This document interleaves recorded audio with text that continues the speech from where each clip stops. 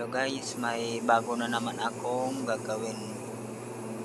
Isang barrier ng voltage regulator kasi palaging nasasagi yung plug ng UPS.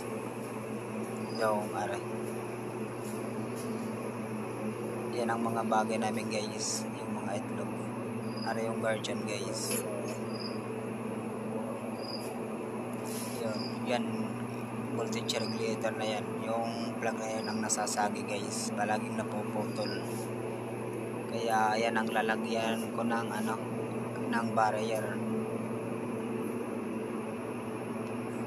Yung ganyan, hindi ko ilalagay yung kagaya nito, yung barrier, yung suporta para hindi nasasagi. Kasi ilang beses na yan guys naputol yung papuntang UPS yan guys.